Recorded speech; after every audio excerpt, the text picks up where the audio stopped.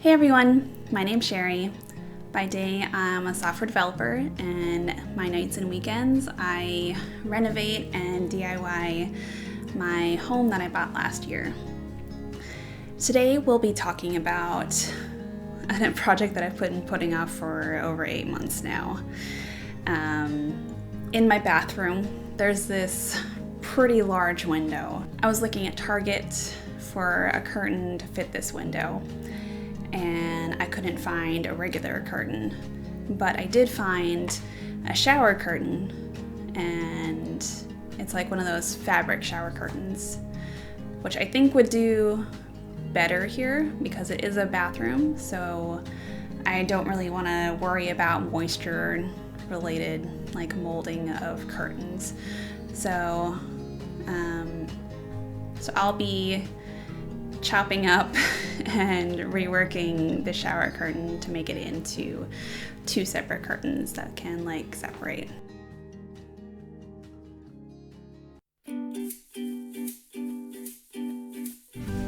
So before starting, I measured the width of the window and made sure I didn't have to do any additional cuts for that. And then the height of the window was a bit less than the curtain. So I allowed for about 6 inches of overhang so I could have the hem and then a pocket for like a curtain rod.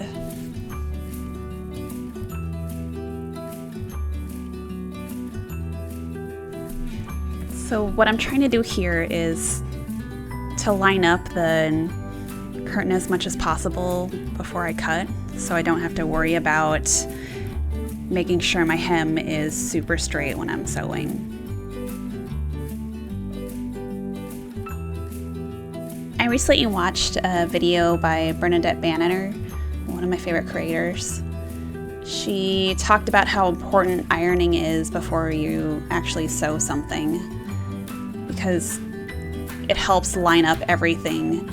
And one of the biggest things that helps with like making sure your fabric is flat is steam. My iron isn't the best at the steam function. It's something I've had for like the past 15 years. So I tried to use a water bottle to help create that steam.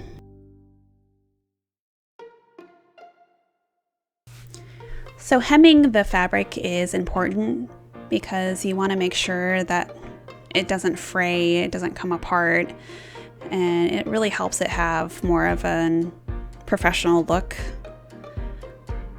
So I did a double hem. So you fold it over once, you sew a line down it, and then you fold it again and do the same thing. I chose to do this because when you only do it once, you still see a little bit of the frayed edge, and doing it a second time really make sure that that edge is hidden and it makes it a little bit stronger.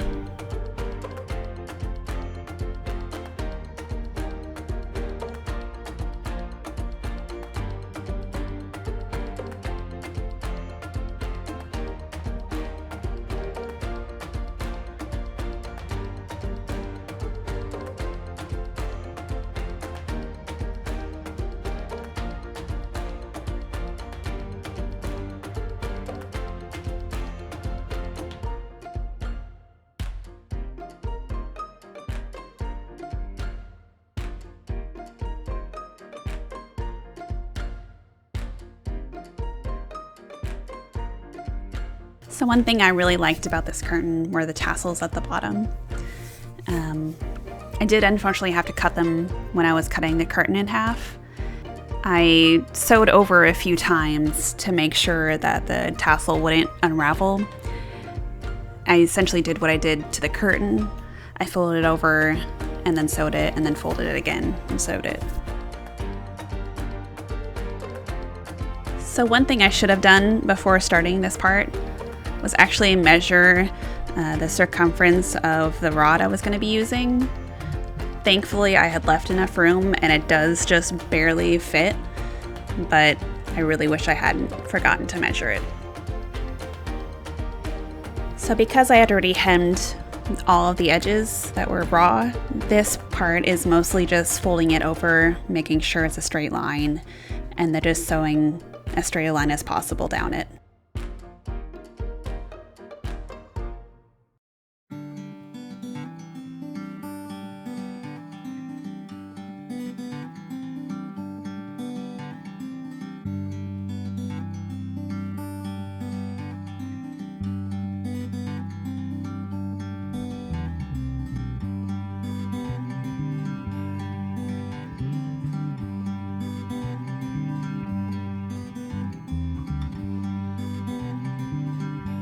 I would say the most difficult part about this project was lining up the sizes of the pockets for the curtain rod.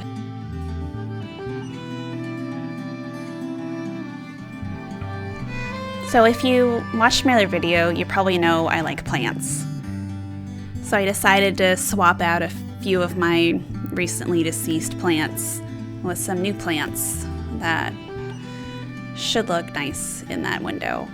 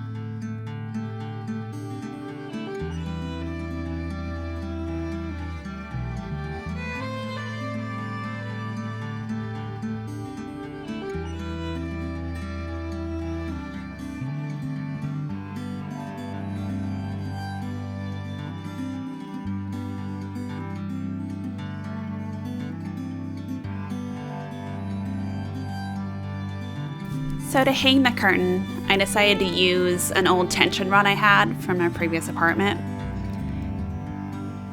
And like I said before, it just barely fit.